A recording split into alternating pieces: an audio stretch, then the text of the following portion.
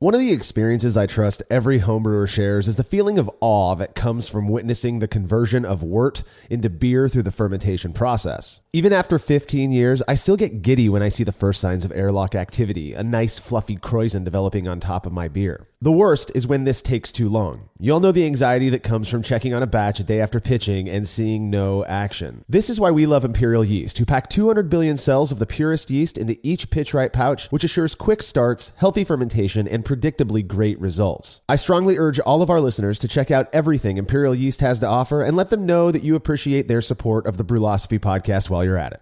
All right, on to the show.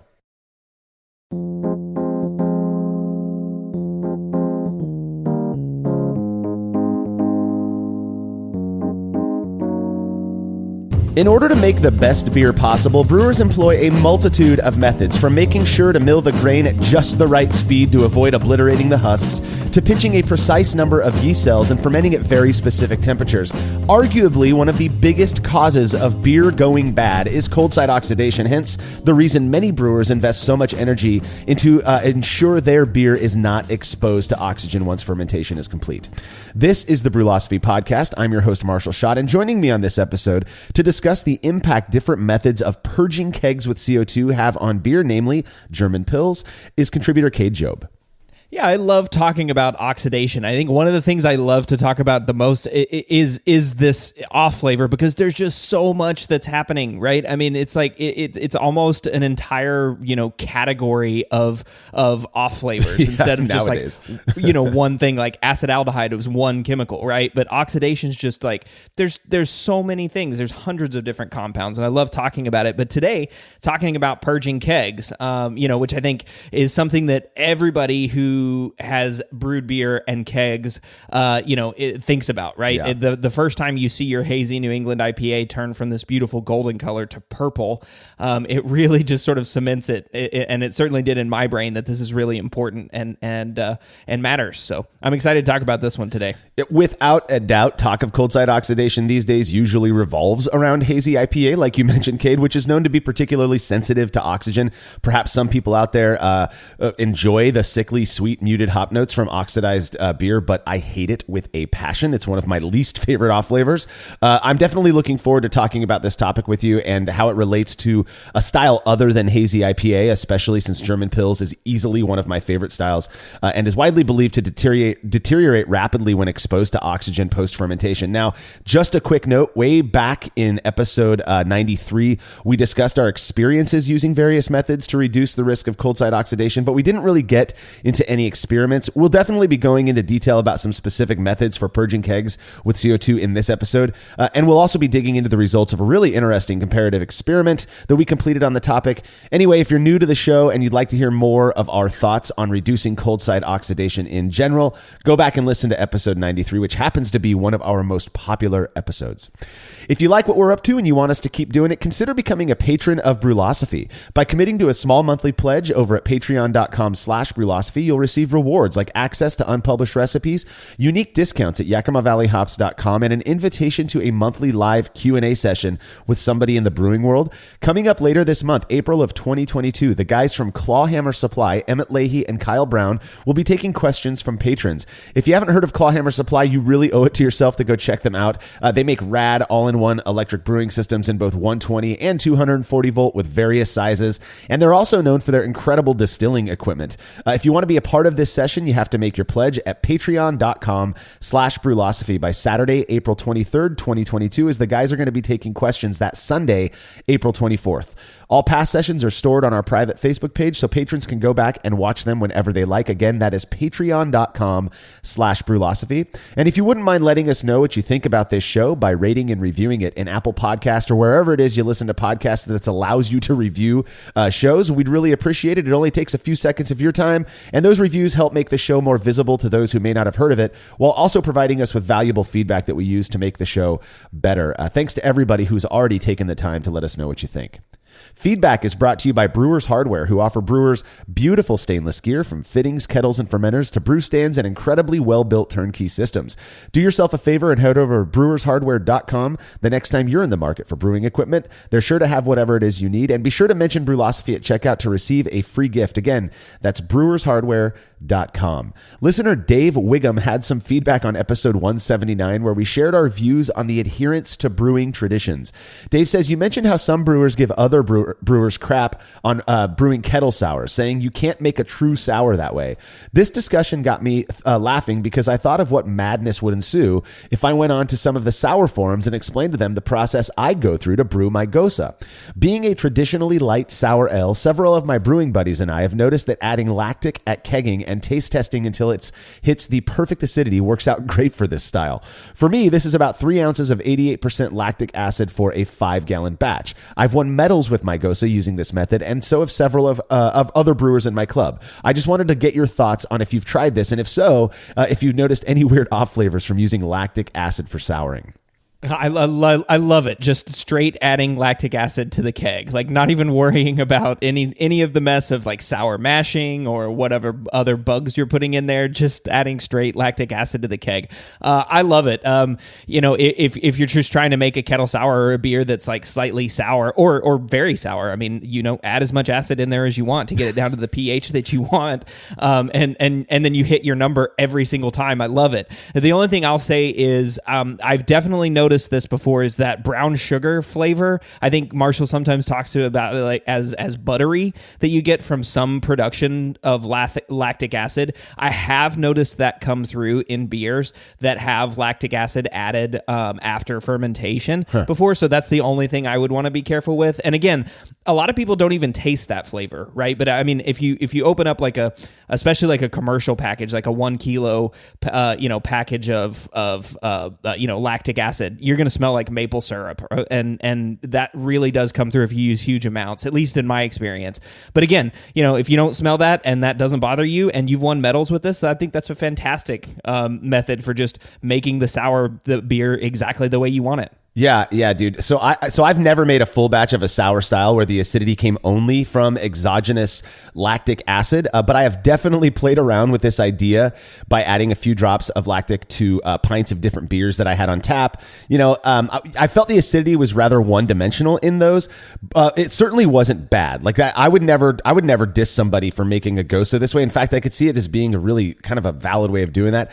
But I had a really light wheat beer on a few years ago that I did this with, and I actually really enjoyed the results. So I can kind of see how like maybe lighter wheat-based ales, at least just based on my own anecdote. Another time I did this was with a cider that I made after getting home from a trip to New Zealand, where breweries and pubs offer way more cider options than I've seen here in the States. One of my wife's favorites was this interesting unfruited, it was like this unfruited cider that was decidedly tart. So when I got home, I fermented 5 gallons of store-bought juice, which is my norm. I back sweetened it with a couple cans of apple juice concentrate, and then at the same time I started dosing it like 10 milliliters at a time with lactic acid until it hit the tartness that I desired. Again, it was straight lactic sourness with not much else going on, but everyone who drank the cider really enjoyed it, and it was, again, decidedly tart. It was not like a sour cider, don't get me wrong, but it had this punch to it that I thought was really good. All of that to say, I obviously don't see anything wrong with this approach. I don't know why anybody would judge another person for doing something that works for them, but that's another episode.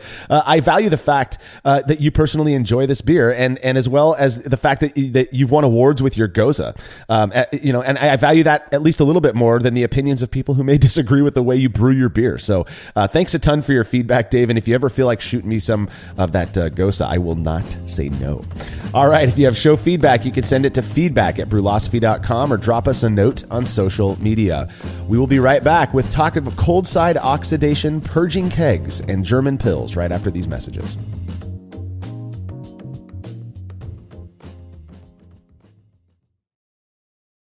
After a long brew day, the last thing I want to do is waste more time chilling wort. I've tried so many different options, and ultimately I settled on the super efficient immersion chillers made by Jaded Brewing. With the King Cobra and Hydra, I'm able to chill my entire batch of wort, from boiling to just a few degrees above groundwater temperature, in as little as 6 minutes. If an immersion chiller is right for your brewery, then do yourself a favor and check out all of the rad options Jaded Brewing has to offer at jadedbrewing.com. And be sure to let them know Brewlosophy sent you. As every brewer knows, the best beer requires the best hops, which Yakima Valley Hops provides fresh from the source to brewers around the world, carrying everything from classics like Cascade to modern favorites like Galaxy and Mosaic, as well as other ingredients and gear. Yakima Valley Hops has it all. And don't forget to check out their new podcast, The Late Edition, where the YVH crew goes into depth on our favorite plant with industry experts. Head over to YakimaValleyHops.com now to see all they have to offer and subscribe to The Late Edition wherever it is you listen to podcasts. Craftmaster Growlers takes traveling with and sharing beer to a new level. Made from heavy-duty stainless steel, Craftmaster Growlers are double-wall insulated and can keep beer cold for up to 8 hours. Unlike typical growlers, Craftmaster Growlers come with a swiveling tap and fully integrated CO2 regulator cap, allowing beer to stay fresh for 2 weeks or more. The square design takes up less space and will fit in most refrigerator doors, and every Craftmaster Growler comes with a 1-year warranty. There are 64 and 128-ounce versions available over at craftmastergrowlers.com.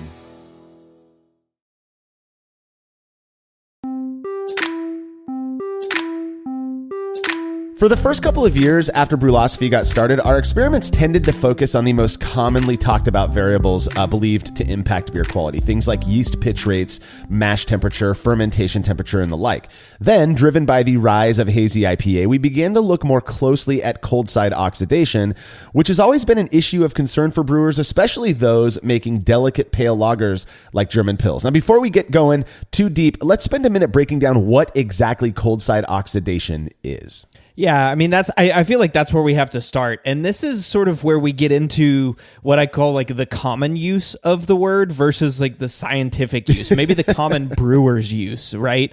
Because I think when I, as a brewer, am talking about oxidation, I'm just talking about exposing my beer to oxygen. Right. It's like very, very, very simply. There's nothing scientific about it. There's nothing, that's complicated about it. It's just getting oxygen in my beer after fermentation is done, right? Or really at any point other than right at the beginning of pitch, right. But there is a lot going on, right? I mean, there is a scientific use of the term oxidation, and that explains what's actually going on after fermentation happens. Mm-hmm. So I mean, if you look at sort of the scientific definition, oxidation is the loss of electrons during a reaction by a molecule, atom, or ion.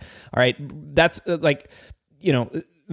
I don't want to go too far into that, because I don't want to bore everybody with the details. But it's really just about energy, right? It's about the change in energy. So you've got a high energy molecule and a lower energy molecule. They react, and there's an exchange of energy, right?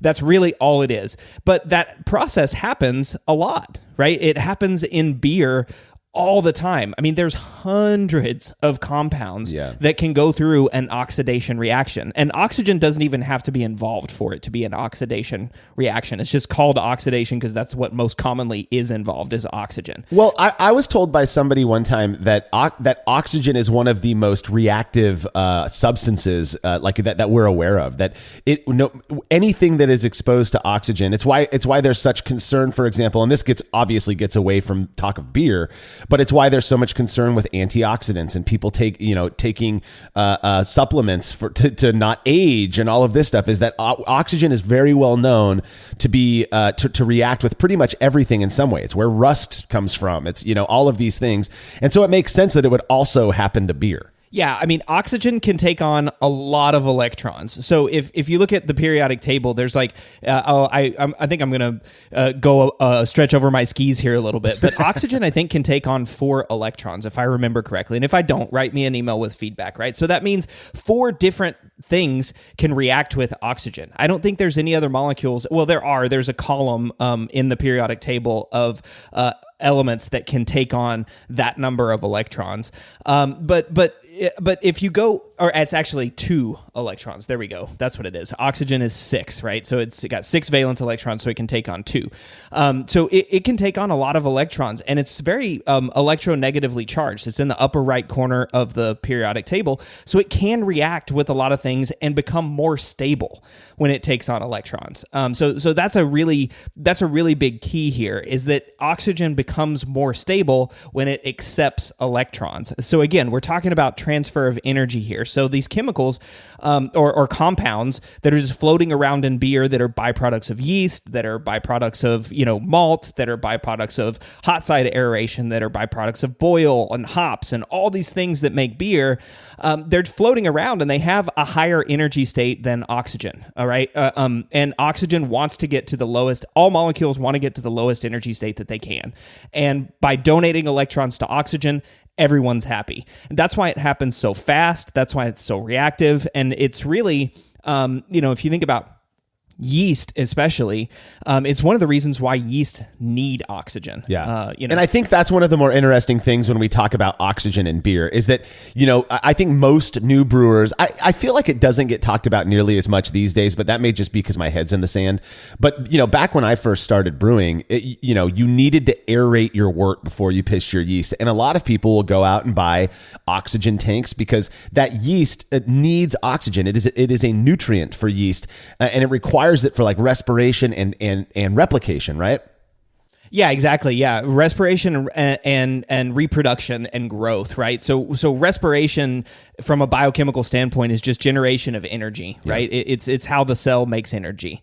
And if you think about it, well, this is a good example, right? We respire, right, using oxygen. We breathe oxygen and we create energy. It's what it keeps us going. Yeah. Yeast can also breathe oxygen. And here's a really fascinating example. So when yeast breathe oxygen, they make 32 ATP, which is the like a basic energy molecule. 32 of those.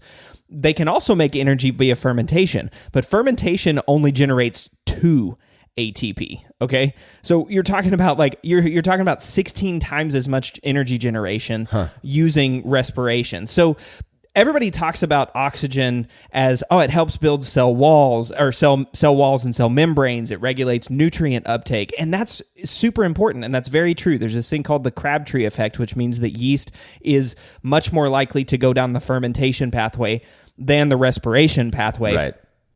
But yeast still respire, and they do this during that lag and growth phase. It's what gives them the 32 ATP so that they can bulk up and grow and reproduce. Right. That's what happens. And then once all the oxygen is taken up, then the yeast start to ferment. They're still generating energy, but they're fermenting. And that whole fermentation process creates a whole bunch of other things that happen. Fermentation basically is just pyruvate to acetaldehyde to ethanol. But there's a whole bunch of other side products that come out of that can be flavor active. That can react to further oxygen exposure down the line, right? I mean, that's the weird part, I think, for a lot of brewers when they're first getting into this is, up front, there's all this talk of, make sure you oxygenate, make sure that there's enough oxygen for that yeast. And then toward the back end of the brewing process, it's like, keep oxygen away from the beer. You do not want oxygen to touch it because it will, there are a multitude of things that it will lead to, but simply put, oxygen good up front, oxygen bad at the end, right? And that to me is so interesting. Yeah, well, I mean, some people would argue maybe not even up front. It depends on what you're talking about. Up front on fermentation, right? But some people would say that, hot side oxidation can happen because, and this is an example. So I read somewhere, I don't remember where the source was, but I can probably find it, that there's over 500, it was from White Labs. They wrote a white paper on this. Mm-hmm. There's over 500 different compounds that are flavor active, that are produced by yeast, that may react with oxygen. Wow. 500 different compounds that can react with oxygen. I mean, that's huge. That's an insane amount of stuff that can change your beer. And it happens, like we said, throughout the process, right? I mean, you mentioned, wanting it as early as possible. And I said, hey, what about hot side aeration? And some people believe that hot side aeration may actually be a bigger impact than cold side oxidation. I'll say that hasn't necessarily been my experience, but there's a lot of scientific research out there that would support it. So I don't know what your experience is on that, Marshall. Well, so hot side aeration is something that I remember. dead serious. Like that got all the focus when I in my early days of brewing, and cold side oxidation was something that people were like. It was kind of what the more nerdy people cared about was the cold side oxidation part, but everybody was like, don't stir your mash too much. What we have found with hot side oxidation, at least in our experiments, is that it really doesn't seem to be that detrimental to beer.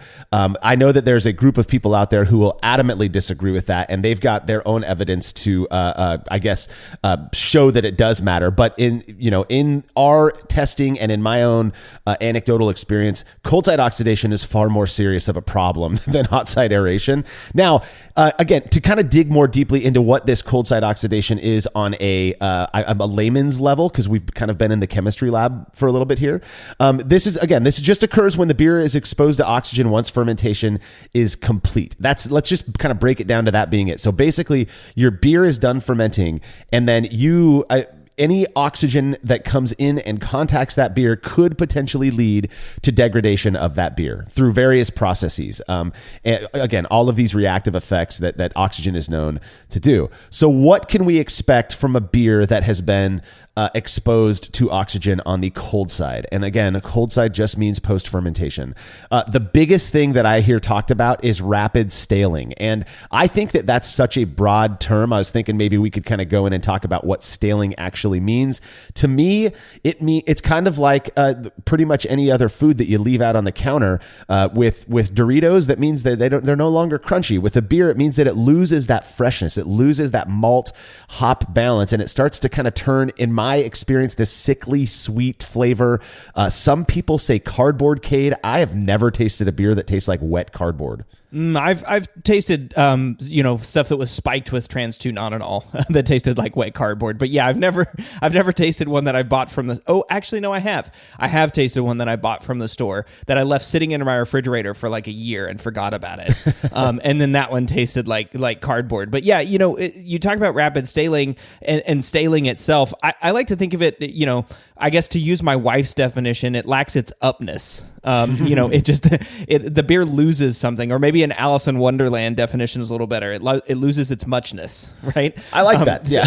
Yeah. It's just not as good as it was before. And that can be, like you said, that sweet candy, honey, off flavor. It can be cardboard, muted hop character, color changes, but all of this is all based on oxidation of different compounds. Yeah. Like that cardboard flavor, trans 2-nonenal, is the oxidation of unsaturated fatty acids. So like that's an off flavor that can come from unsaturated fatty acids that are produced by yeast using making their cell walls, right? Or for other processes that they have in their metabolic pathways.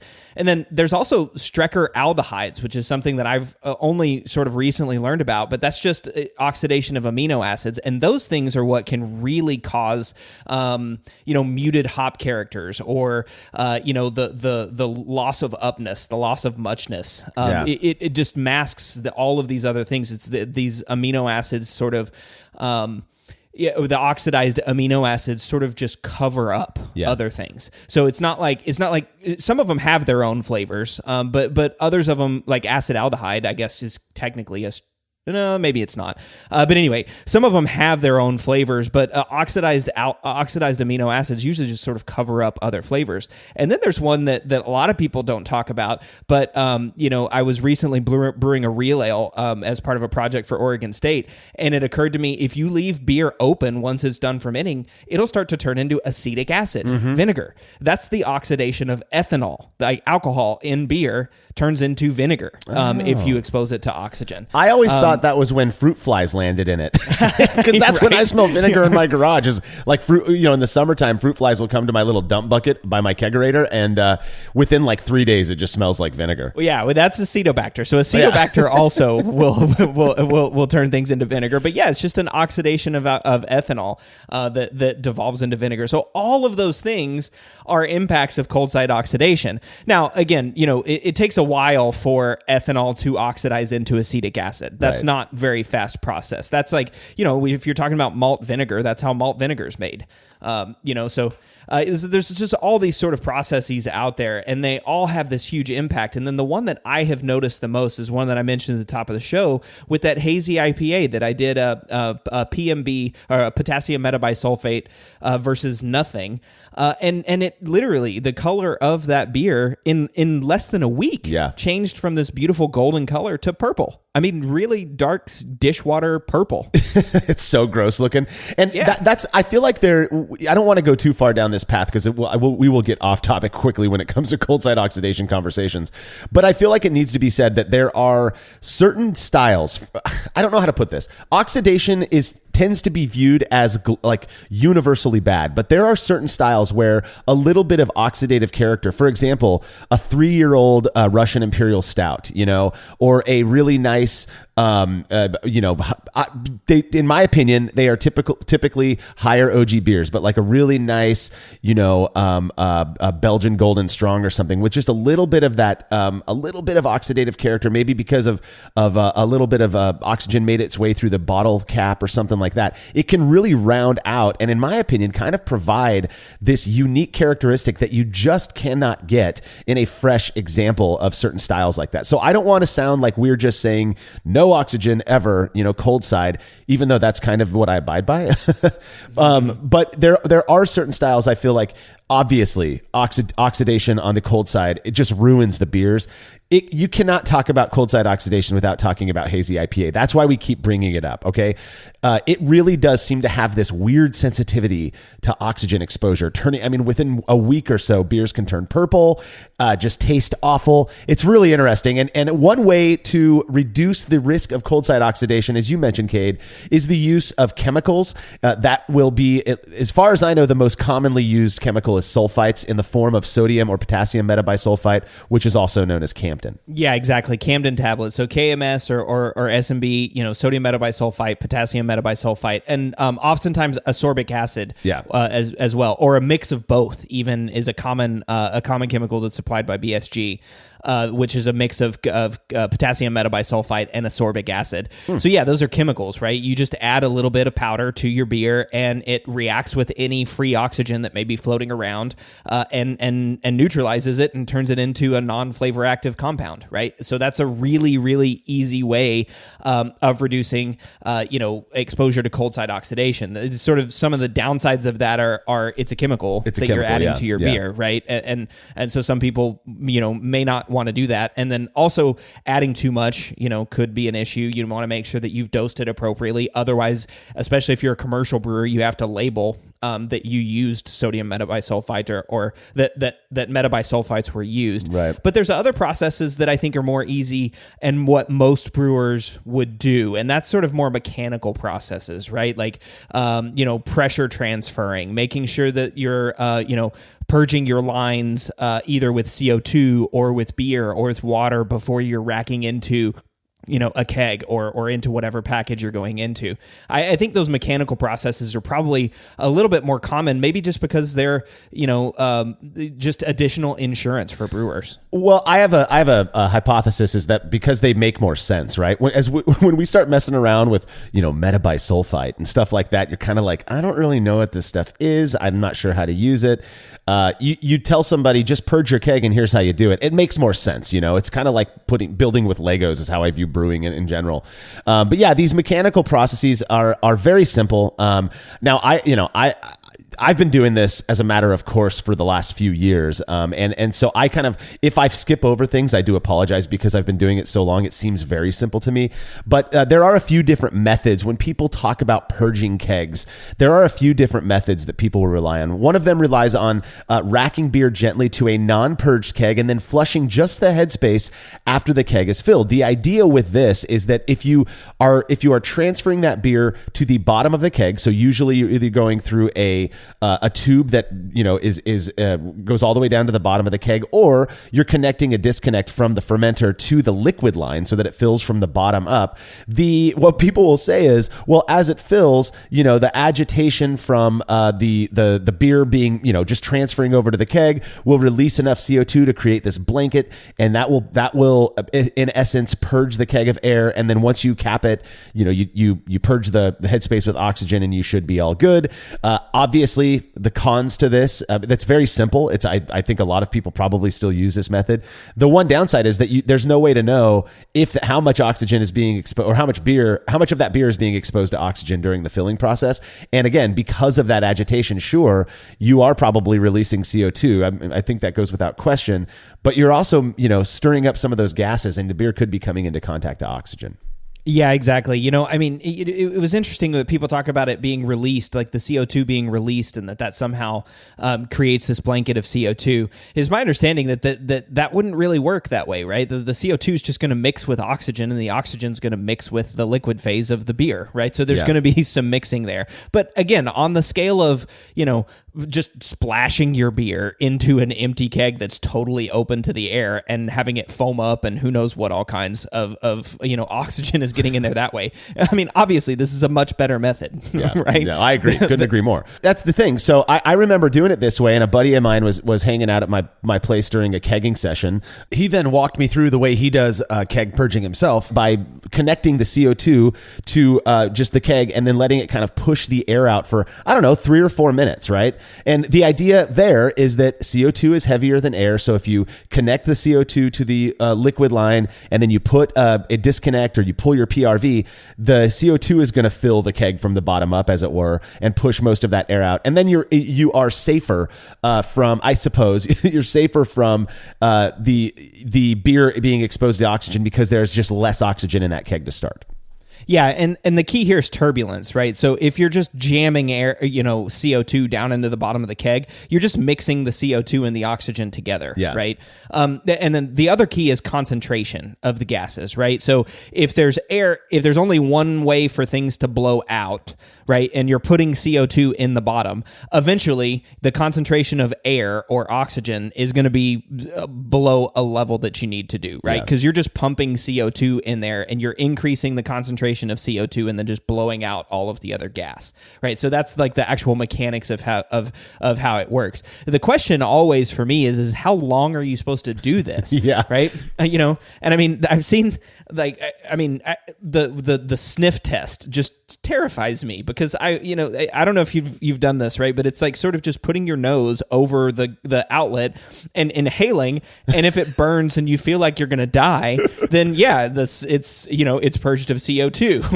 But I just always feel like I don't know that this doesn't feel good to me, right? To be like just inhaling CO2. I mean, I'm not gonna kill myself, obviously. Well, I mean, hopefully not, but it just never felt right. And I mean, I don't have a dissolved oxygen meter at home, so there's really no way for me to know exactly how much air is still in the keg if I'm just purging into this empty keg. Now, all that said, this is the way I did it for years, just like this. And I still do it occasionally like this if I don't want to waste, sanitizer or water. It's kind of, one or the other for me now. It's like, would I rather waste the water or would I rather waste the CO2? But this method is totally valid. And this is exactly how I did it for years and never noticed any issues with this. So I think it's all a matter of scale.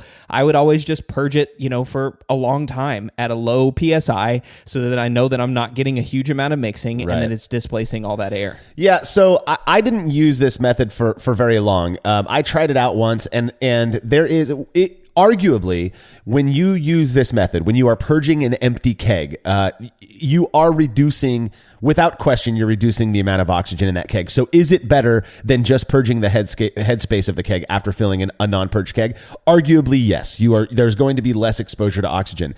I am a nut for precision, and so this idea of not knowing how purged that keg is just did not fit with my mindset. I'm sitting there going, how do I even know how much oxygen's in there? And so that's when I learned about this idea of filling a keg with sanitizer solution, which I don't waste sanitizer solution.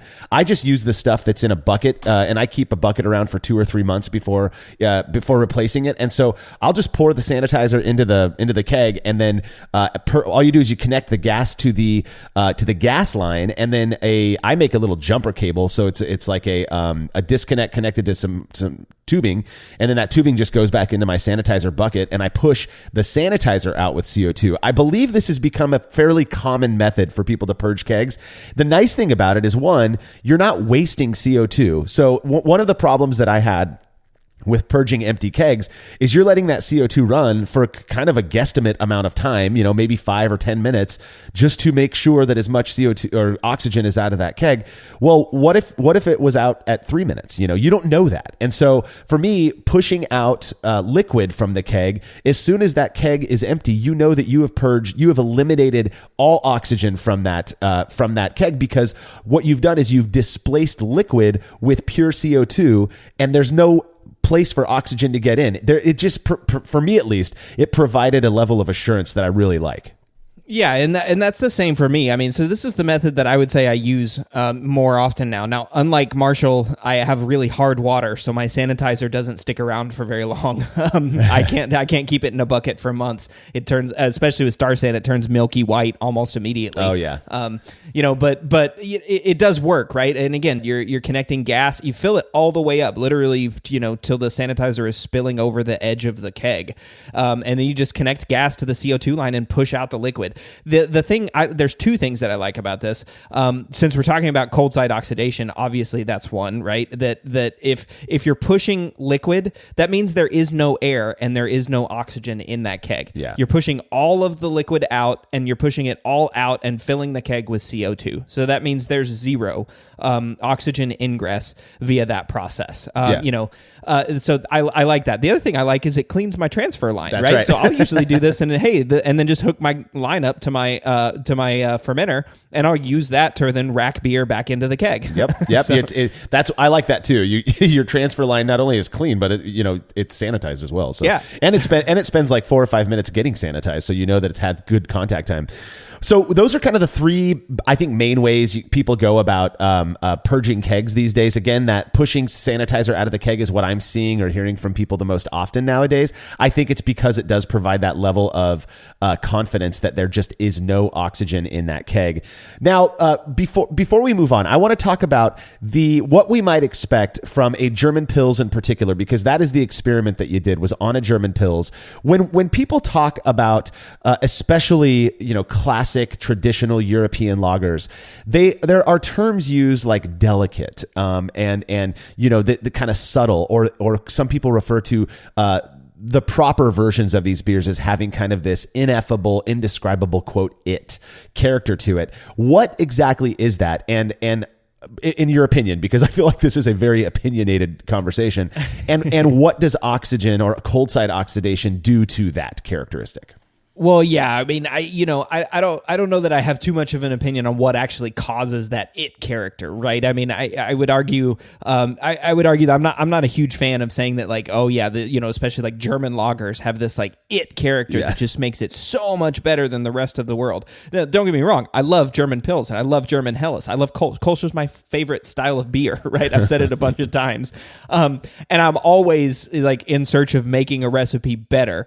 But again, that sort of it character, I don't know, but I have had examples of oxidized German Pils before, right? I mean, I think about I'd say 75 to 80% of the beers that get imported from Germany have been in a bottle for 2 or 3 months. Yeah. Okay. And so, yeah, I've gotten a lot of oxidized examples of German Pils over the years as I've tried to try, actual German styles. And so that oxidation that happens, even minimal amounts of oxygen can react and we didn't talk about this too much, but it can create free radicals, and those free radicals just keep creating new free radicals. It just keeps going over and over and over again until there's just nothing left to consume. Yeah. But by that point, you've got a flabby, unsatisfying German Pils. And one other comment I want to make about German Pils as a style and being delicate, right, and susceptible to oxidation is that it is. Okay, it's like we talk about hazy IPA, and everybody goes, you should have tried this beer in a hazy, or you should try this experiment or this oxidation experiment in a hazy IPA. Yeah. Other beers are also susceptible to oxidation too. It's not just hazy IPAs. So I just want to throw that out there and leave that hanging for a bit. Well, Cade, I think everything should just be focused on hazy IPA, because that's my favorite, right? That's how I perceive the people who anyways criticize what style we chose for these. German Pilsner is always talked about being this delicate style that, doesn't hide flaws, and you hear that often with any pale lager, really. And so I thought it was an ideal, it's an ideal one for testing out the impact of cold side oxidation. Just a little anecdote. When it comes to pale lagers, to me, the most in my what I think I've perceived as an oxidized version of pale lager, to me, what I get is just kind of this muted hop note. So you're not getting as much of that more punchy, noble character. Plus, the maltiness doesn't taste fresh. That sounds very vague, I know, but I think most people who have had or really love pale lager know what I'm talking about. You don't get that like grainy, just open the malt bag flavor and aroma. You kind of just get this muted, less malty, less crackery, blah, malt character. Does it ruin the beer? That's the weird thing for me about pale lagers.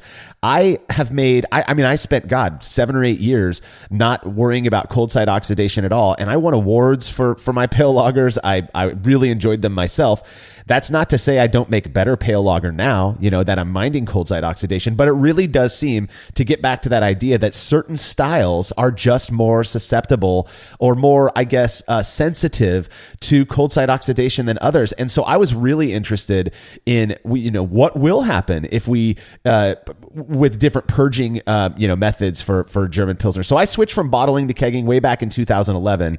And for the first 3 or so years, I didn't even purge my kegs. I mentioned that earlier. Rather, I'd just run a long tube from the fermenter down to the bottom of the keg through the open lid. I'd fill from the bottom up and just assume that, it was pushing all of the air out. It wasn't until we started looking more deeply at the impact of cold side oxidation that I switched to the whole pushing sanitizer out of kegs approach, which I do as a matter of course these days. Well, Cade, you were curious to see how effective purging an empty keg is, and you put it to the test. We'll be going over that experiment when we're back from this break.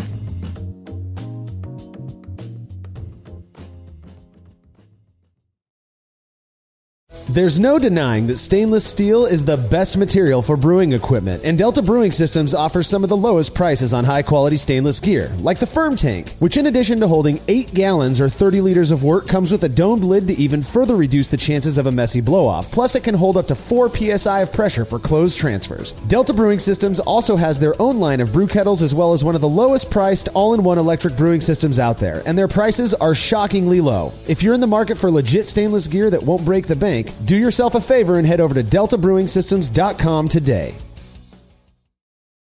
Have you ever thought about adding a port to your kettle but held off because you didn't feel like drilling into your gear or sending it off to have someone else do it? From the makers of the world's fastest counterflow chiller, the Xchillerator, comes the Hangover, the easiest way to add extra ports to your kettle as well as countless other options. Mount a faucet to your keg for easy portable pouring. Set up the perfect whirlpool arm. Hold a heating element in place. All of this and so much more without permanently modifying your gear. Manufactured right here in the United States, the Hangover offers brewers too many convenient solutions to list here. So head over to xchillerator.com today to see what the Hangover can do for you. Looking for a new career? Welcome to Do HVAC Training Service Center in North Charleston. Enroll today in our comprehensive HVAC training hands-on field experience-based program, covering troubleshooting, maintenance, installation, and more on various HVAC systems and ductwork. We offer EPA and NATE preparation and testing, along with various certifications. Enjoy payment options. Achieve certification in under 5 months. Enroll now for your new journey of skill development and career advancement. Log on to dewhvactrainingsc.com to inquire.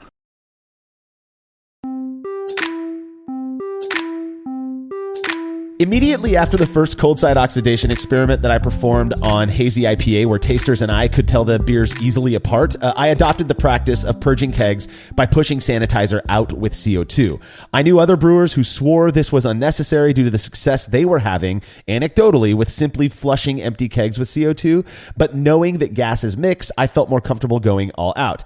Curious to see for yourself, you compared these two methods in a recent experiment, Cade. Yeah, I was excited to do this one, especially, as we've talked about, German pills being a good style for comparing oxidation methods. But this one was one that, again, for years I did purging into an empty keg, just pushing CO2 as much out as I could, and I didn't notice any negative effects. But then as I think about it, and as I look at it, and mentioned in the prior segment, it's that you just really never know how much oxygen is actually in your keg. So I was pretty excited to see this one and see if there is a difference. Obviously, maybe not expecting one because it worked well for me for a number of years. But hey, if I can improve my practice by just pushing some sanitizer out, or if this one does come back significant, that could be interesting as well. But so for this one, I did, like I said, dual 5-gallon batches of German pills in my brow supply units. The grist was super easy. It was 100% Mecca grade Pelton Pilsner style malt, nothing else. And then brewing process, very standard for me for German pills, mashed both batches at 152 Fahrenheit or 67 Celsius for 60 minutes. And then when both mashes were complete, removed the grains, raised it to a boil, and then boiled for 60 minutes. Sort of traditional hop schedule here. I used Magnum, 20 grams at 60 minutes for the bittering addition. And then I added Tettnang, 20 grams of Tettnang at 10 minutes and 20 grams of Tettnang at 1 minute. So just a normal German pills hopping schedule there using those noble hops. And then when the boils were complete, I chilled the wort before combining both batches into a single 14-gallon, 53-liter fermentation vessel. So I wanted both of them to get into the fermenter at the same time. That way, if there were any exposure to oxygen, during the hot side of the process, that they were at least homogenized into the fermentation vessel. Well, and even on the cold side, I love this because not a lot of people have 14-gallon fermentation vessels, but this is technically a post-fermentation variable that we're looking at. So the cleanest way to do it, even though your brewing system, you can't brew a 10-gallon batch on a single brow supply unit, the ones that you have. So combining those two worts into a single fermentation vessel is the cleanest way to do this. Any differences that may have, tiny differences that may have occurred during the boils or during the mash, you are now putting them together so it is just one clean single wort. Yeah, and that's an important topic too, right? A point. Tiny differences can make a big deal with oxygen, right? I think Vinny Cilurzo mentioned a while back at Russian River that their goal is less than 10 parts per billion of oxygen. 10 parts per billion. That's a tiny amount of oxygen. That's nothing. Yeah, and amounts higher than I don't know 100 parts per billion or so. It can be really, really problematic. But in any event, so for this experiment, again, homogenize everything into that single fermentation vessel. Hydrometer measurements confirmed that I hit my target OG, which was 1049. And then I patched 2 pouches of my favorite lager yeast, which is Imperial Yeast's L17 Harvest. And then put them in a fermentation chamber. And here I did something a little bit not traditional, but it's sort of my practice for harvest, especially, is I fermented at 66 Fahrenheit, 19C. This is not a fermentation temperature experiment. This is not that you don't get caught up on that. But I will say, as an aside, that Harvest did come back. The fermentation temp experiment on Harvest did come back significant. And I believe I'm the one who performed that one. It may have been somebody else, but I've done this multiple times with Harvest. Most people who drink warm fermented beers that are fermented warm with Harvest tend to comment on how lagery it tastes. So figure that one out. I don't know. Yeah, I like warm fermented Harvest, and this one actually worked out well because I had another experiment in my other 2 fermenters, my 2 5-gallon or 7-gallon fermenters. So this worked out that I was able to do 2 batches at once and not worry about it. Yeah. But then so after 10 days, I took hydrometer measurements and the beer was at final gravity, which was 1008, perfect. So this is when the things become important. Now, one thing too, I did not crash the beers after fermentation was done. So I just left it at 66 Fahrenheit and split it between the 2 kegs. So let's talk about that for a second, because cold crashing is definitely a vector for oxygen ingress. When you take a liquid that is, let's say, room temperature, 68 degrees Fahrenheit, 20 degrees C, and you reduce the temperature of that, it contracts, right? So it is going, if it is in a sealed vessel, you will see that vessel will start to deform. And so what most people will do if they have an airlock on their fermentation vessel or some other form of blow-off tube, you will start to see air getting sucked into the vessel. So skipping the cold crash step was probably a smart thing, since this is a cold side oxidation experiment. Now, for a lot of us, and another kind of, I guess you'd call it a part of a method for reducing cold side oxidation, is during the cold crash step, you put a small amount of CO2 pressure on the fermentation vessel so that anything that gets sucked in is not air. It is CO2. One of the weird little things that I do is fill up a Mylar balloon with CO2, and then I have that attached to a little bung that fits into my airlock hole. And so you'll see, I'll have the balloon completely full, and the day after I reduce the temperature of the fermentation vessel, you will see that balloon is half empty at that point. So it sucked in a decent amount of CO2. Mm-hmm. Yeah, well, sure. And anybody that's cold crashed with their blow off hose still in their sanitizer bucket knows that's all coming back into your beer when you cold crash. But yeah, that was part of the point. And then also part of the point was I just wanted the beer to be warm when it went into the kegs, because we know that temperature is also a vector for oxidation reactions. Higher temperature means higher oxidation. So if there was going to be any difference in these, I wanted those beers when they went into the kegs to be warm, so that if there was any oxygen in the kegs, they would react relatively quickly.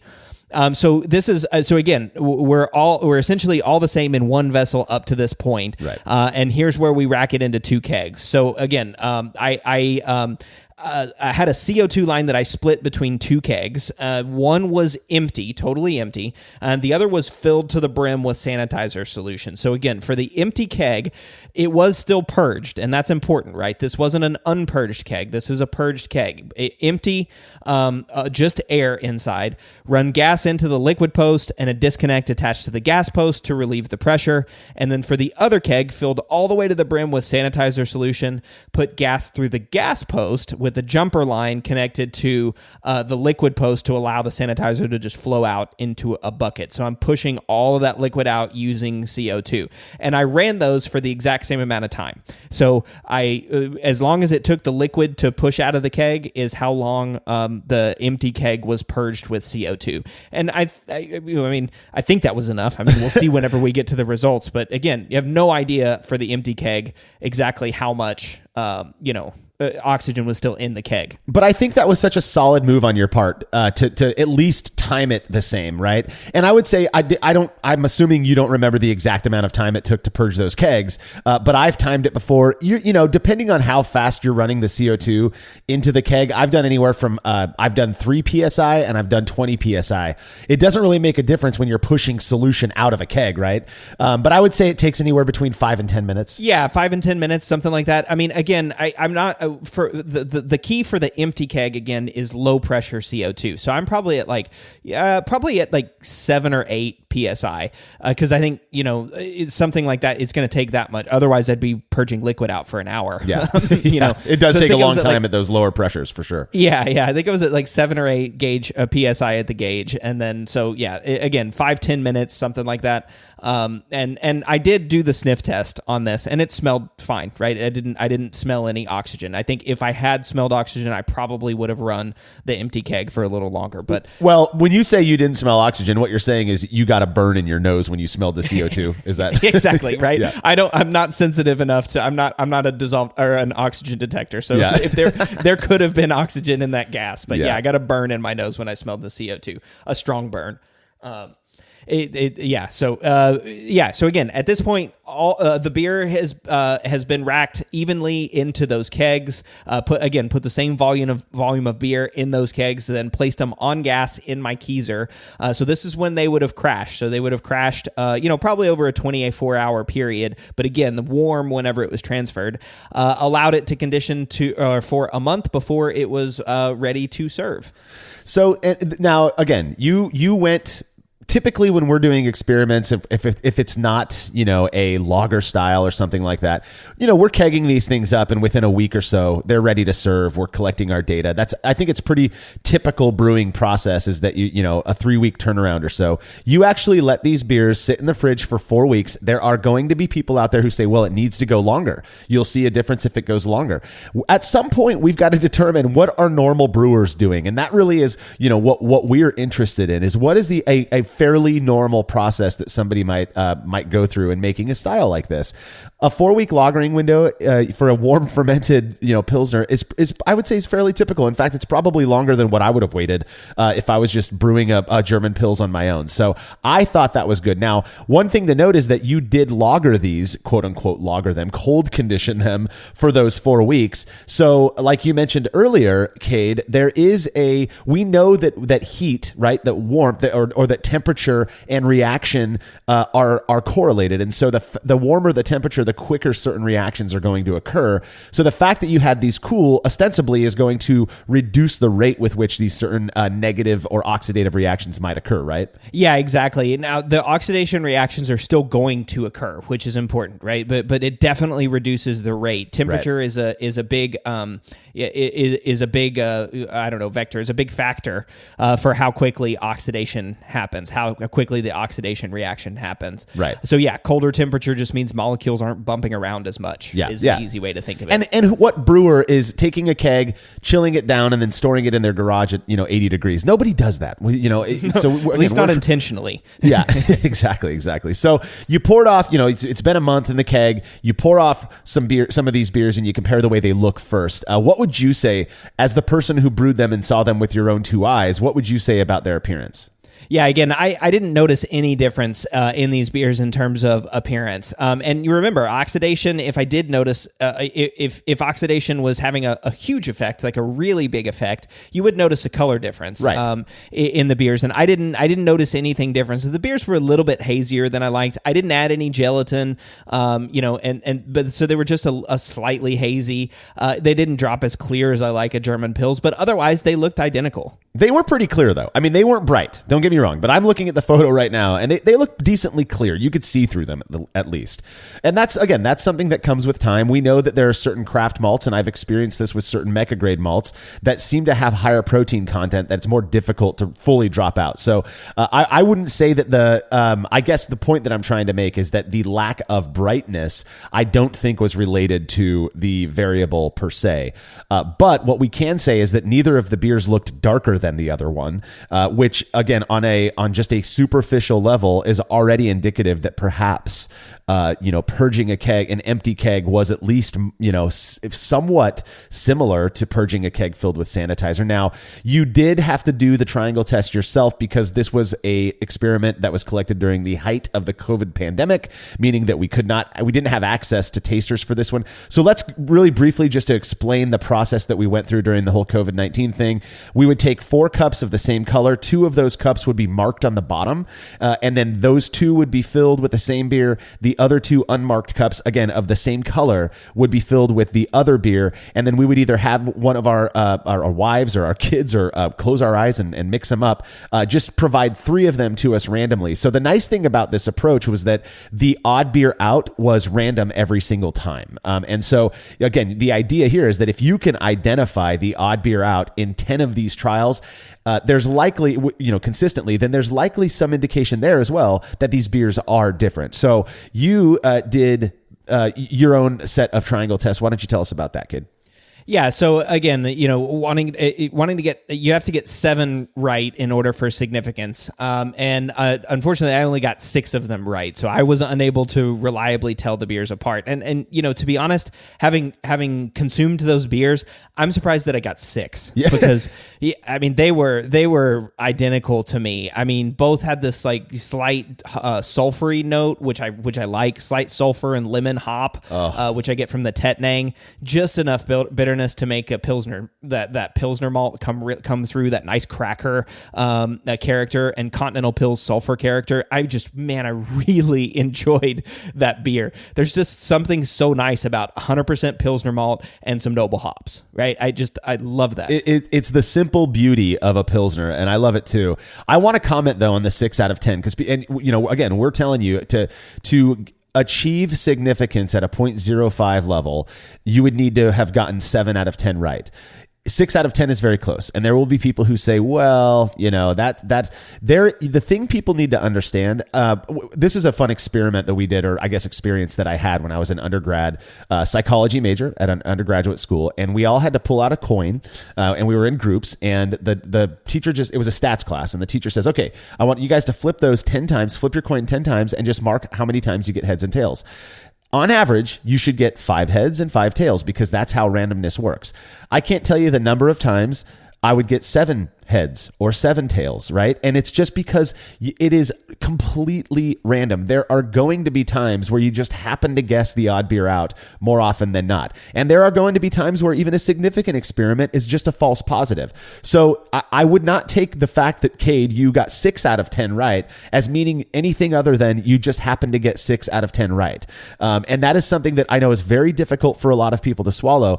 But in this case, in addition to you not reaching that threshold of significance, you are telling us subjectively that you thought the beers tasted identical as well. So you did not detect any oxidative or was it actually, correct me if I'm wrong, Cade, were both equally oxidized, or did you think both were equally not oxidized? Oh yeah, both equally not oxidized. No, I didn't taste any oxidative character from those beers.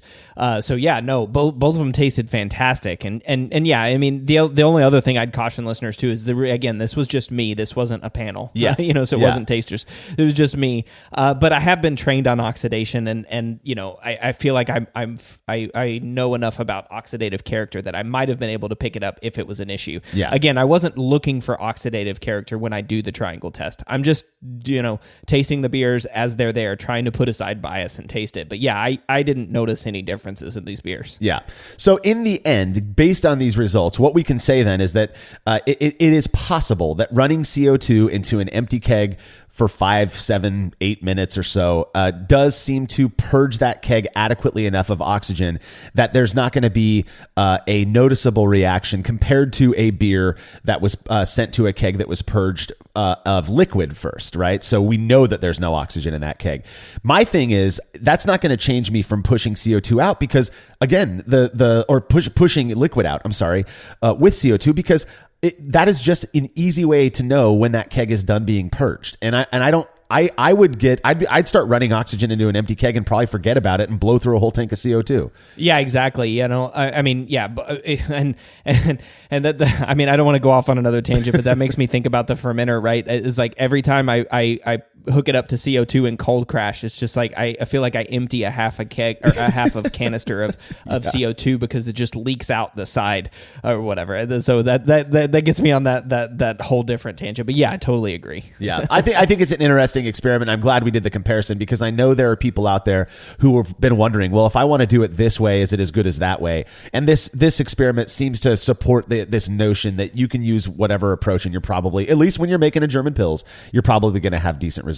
So we've got a couple of reader comments I'd like to get to. The first one comes from somebody named Brian Gower, who said, I find that because my siphon transfers so steadily with no splashing, there is next to no effect of not purging the keg before filling. I obviously purge the remaining headspace in the keg once it's full, but using this rough method, I have not noticed any oxidation. I will need to do a proper triangle test to confirm. Yeah, I mean, I think we mentioned this a little bit in the prior segment where we were talking about, the different methods, right? This is I think what a lot of people are doing is just racking gently into the keg. And again, I've had good results with that, and Marshall, you've had good results with that. So again, it's not to say that these methods don't work. Again, I kind of like think of them as a scale, okay? If I'm trying to get rid of 100% of the oxygen, or at least as close to 100% as I can get, pushing with liquid is the easiest way to do that. If I'm just trying to do enough that my beer tastes great for as long as I'm going to drink it, yeah, I mean, you may not even need to purge the keg, right? You may just be able to rack in slowly and then purge the headspace at the end. It's all sort of a scale of what you want to do in order to minimize cold side oxidation. I would never recommend somebody not mind cold side oxidation or not purge kegs. But again, the first good portion of my brewing life, I didn't purge my kegs, and I had really good results. The beers that I made scored well in competition, were enjoyed by my friends. I don't know how big of a difference, what that delta is in the quality today versus 5-6 years ago. But I'm not going to stop purging my kegs just because I had a good experience back then. I agree with you, Brian. If you have the ability to try this out and do a proper triangle test, try it out. I mean, it's kind of fun at the very least. So, next comment comes from T. Bradford, who says a better method is connecting a vacuum pump to the gas line on the receiving keg and running it for a minute or two. I have no idea what this person's talking about. I think he's just talking about actually, inverse pressurizing the keg, right? Like vacuuming out all of creating an actual vacuum inside the keg, which I guess is theoretically possible. But as soon as you put something in it, it's going to just suck in exactly, everything. So as soon as you pop that gas, pop it to allow beer to flow into the keg, it's just going to suck in air. Yeah. So I guess you could connect it to CO2 and then it'll suck in CO2. I don't really understand the mechanics of it, but maybe, if T. Bradford's listening and wants to write in what he was talking about, maybe we can put it in an upcoming feedback. But that one confused me. I don't know what we're getting at there. Yeah. Also, I don't own a vacuum pump, so whatever. Next comment, final comment comes from Lukey, who says, I feel the word oxidized is a bit of a misnomer when talking about the negative effects of oxygen in packaged beer. It's more about the flavor stability, mostly with hops, than actually preventing the cardboard flavor and dark color that comes with full oxidation. I previously practiced empty keg CO2 purging, and it worked fine, no cardboard, until I tried my hand at an NE IPA, or what we're calling hazy IPA now, and found that they taste amazing for a couple of weeks, then fade to a bland pale ale. Ah, yes. I then tried purging a full sanitized keg, and the effect that had on hop flavor stability was pronounced. The beer stayed in its prime for longer. I would be interested to see this experiment reproduced with a hazy IPA, where I imagine you would see the effects pretty starkly after a month of aging. We did comment on how everybody wants us to do only cold side oxidation on hazy IPA experiments. We have done this, Lukey. I'm not sure it's the exact same comparison, but yeah, absolutely. Yeah. And this is another one of those things. Like there are compounds again in hops that contribute to oxidation, right? So if we're adding a huge amount of hops, like polyphenols is a good example of why the color darkens, right? That's an oxidation of polyphenols that creates the color darkening. I can certainly see, using an NE IPA for this experiment, but again, and I'll say it again, the lagers and pilsners and stuff are still susceptible to cold side oxidation, right? Just in different ways. But it's really interesting too that you mentioned that you noticed this, Lukey, that you noticed, by just purging an empty keg, it worked fine. Yeah. But then you brewed an NE IPA and purging a full sanitized keg made it taste better, right? So maybe there are incremental differences too, right? Like maybe an NE IPA is certainly more susceptible to oxygen. I would also say too, one of the things, and this is just totally me going off the rails here, but I have a suspicion about New England IPAs that it's not just oxidation that's happening. I bet there's just degradation of other compounds that are happening. Not oxidative or redox reactions at all, just degradation reactions. Yeah, I don't want to go too far down that path either, but in conversations with Scott Janish, I mean, this was years ago, and he was kind of hypothesizing that one of the things that really got me was that there's a higher amount of manganese in oats. Oats are commonly used in hazy IPA, and when manganese gets oxidized, it turns this purplish color, and I thought that's got to be the solution. I bought some manganese. I tried to oxidize the stuff. It didn't turn purple in a beer. I really don't know what causes it, so it makes sense to me with what you're saying, Cade, that maybe it's not just oxidation that's causing the quick degradation of beer. But regardless, when it comes to German pills, if you go to a German beer purist and you tell them that, you don't have to worry about oxidation, they are going to laugh you right out of the pub. That's just not how it works. And oxidation can happen to any style of beer. And so my final words on this: mind your CSO. Do what you can to reduce cold side oxygen exposure, and I think you're going to be happier for it. So, well, that is all we've got on how different keg purging methods impact German pills. Any last words, Cade? No, yeah, like you said, mind your CSO, mind your cold side oxidation. I think it can be a big improvement if you're struggling with that honey character or loss of hoppy character. This is one of the first places I would look. So yeah, mind your CSO. Awesome. Well, don't forget to subscribe to the Brew Lab podcast, where Cade takes you into the lab with brewing experts to discuss the fascinating work they've done on our favorite beverage. And as always, you can read more about the experiment we discussed by clicking the link to the article on brewlosophy.com in the description of this episode. The Brewlosophy podcast is made possible by the generous support of our sponsors, as well as all of our rad listeners. We seriously could not do this without you. Cheers to everyone who has subscribed and left a review of our show. It makes a huge difference. If you haven't yet, please consider doing so. Head over to brewlosophy.com/support to view a list of ways you can easily help us to continue producing this podcast. If you want a reward for your support, visit patreon.com/brewlosophy. Thanks again for listening. We'll be back next week with another episode of the Brewlosophy podcast. Until then, think beer. Start off the morning with some hot tea, lemon and honey, cause it soothes my throat. Put some herb in the bowl, yeah, it's homegrown. Ain't gotta go through the middleman no more.